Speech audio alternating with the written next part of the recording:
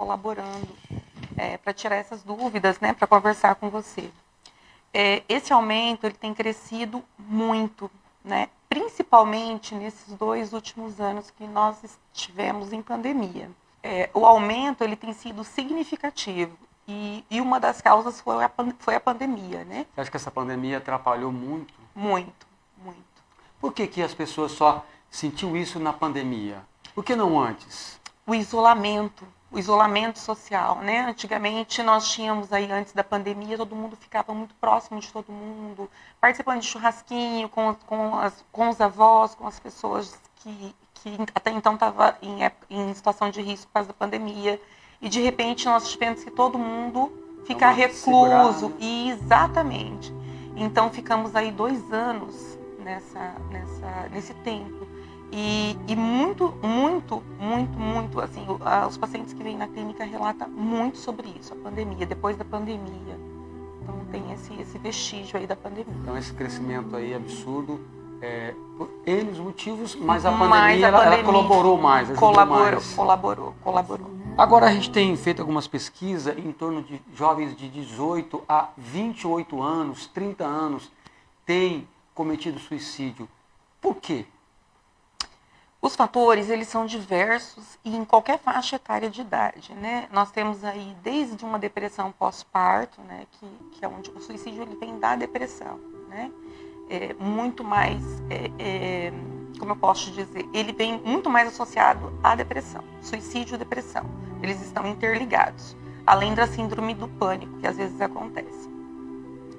Os motivos são inúmeros, desde uma depressão pós-parto, um luto, um acidente traumático, a perda de um ente querido, o desemprego, né, a falta de oportunidade, né? Então tudo isso tem colaborado. Quais os sinais das pessoas que estão em volta pegar? Quais são os sinais que uma pessoa que está entrando na depressão ou que vai cometer um suicídio? Tá, nós temos vários tipos. Nós temos aquela pessoa que é sorridente, né, que não demonstra nenhum sentimento ou de que esteja passando por uma depressão, né? Elas estão tranquilas, elas estão levando a vida, estão trabalhando e elas sofrem em silêncio em casa. Então, de repente, a gente acha assim, uma pessoa conseguiu o suicídio, né? Ele tentou e conseguiu. Nossa, mas ele era tão alegre, tão animado e do nada acontece. Então, assim, essas pessoas que têm esse quadro, a gente sempre alerta para que procure um médico, né? Não tenha vergonha, procure um médico, procure uma terapia. Para tudo hoje. Existe algum estágio? Existe. Quais são eles? Nós subdividimos em 3. É o leve, o moderado e o grave. O leve, você pode dar uma pincelada? Geralmente começa com uma tristeza, não quer sair de casa nos finais de semana, começa a ter dificuldades para levantar de manhã para ir ao trabalho, para estudar, desinteresse em tomar banho. Essas são mais ou menos as características. O médio ele já começa a ficar um pouquinho mais grave, quando a pessoa de fato ela já não quer ir mais trabalhar, ela não tem disposição física e nem mental. E o grave? E o grave é a pessoa que já está em alucinação, né? Que a pessoa já está no último estágio, que é aquele que já fazem... Está no limite. É uma linha tênue, a gente chama, entre a vida e a morte. Ela está por um fio, vamos se dizer assim. Então, ali, ela já preparou o local, ela já já manipulou como que ela vai fazer aquilo, né? Então, ela já está num estágio bem avançado. Hoje, para as pessoas que estão passando esse problema, o que eles devem fazer de fato para chegar a um denominador comum positivo? Primeiro, primordial, aceitar que está doente, aceitar que precisa de ajuda e procurar ajuda. Para tudo, se tem jeito hoje, para tudo. Né?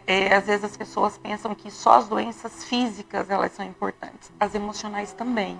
E as doenças emocionais são as psicossomáticas, são aquelas doenças que acabam virando doença física porque você não faz terapia, não procura um médico e não trata, né, as questões. 90% das pessoas tiveram um transtorno. Por que esses transtornos? É uma coisa que puxa a outra. Por exemplo, a depressão, ela geralmente ela vem acompanhada da síndrome do pânico, né?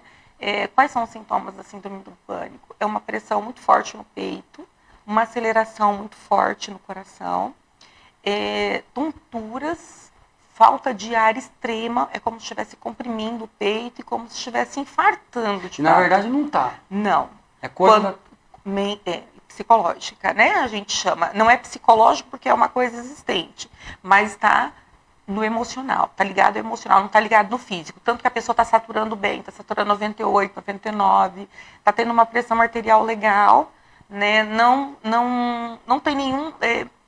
não tem nada físico. Por que tem esse bloqueio na mente da pessoa, vamos dizer assim, do paciente que está em depressão e está entrando? Tem essas coisas que a senhora acabou de dizer, que é falta de ar, aquela coisa toda. O que bloqueia na mente deles para eles não estar, mas para eles estão? Por que bloqueia isso? Tá. As causas, elas são diversas na depressão, como eu disse. Mas nós temos um neurotransmissor chamado serotonina, que é o hormônio da felicidade, o hormônio da alegria.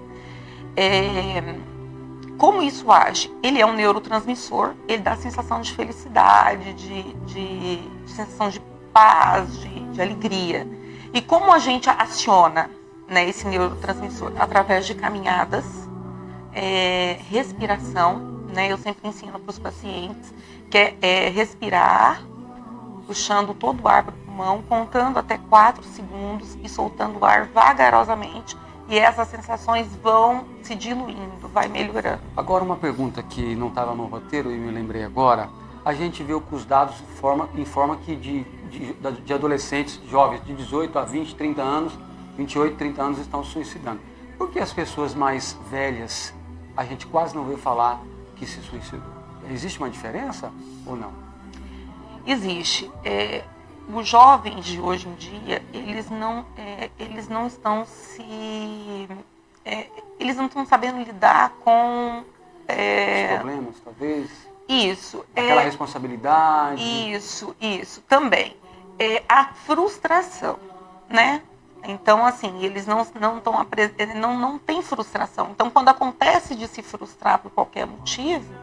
Não tem uma estrutura. Não tem uma estrutura, exatamente.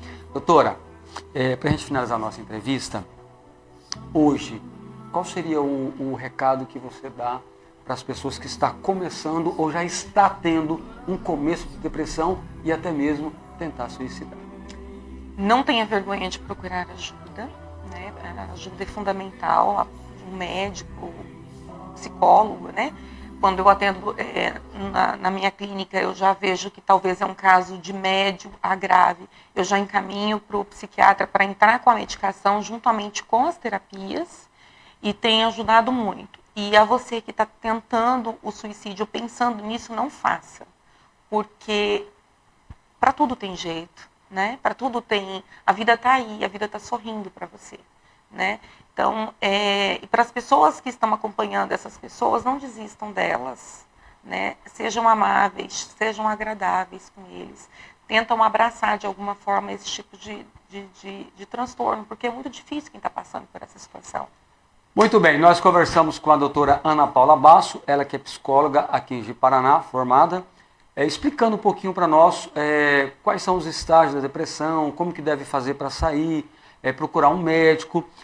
E para você que está vendo a gente, começou a sentir algo parecido com o que foi falado aqui, a gente pede para que você procure um médico o mais rápido possível, um especialista, e automaticamente ele vai encaminhar você para uma profissional que age nessa área.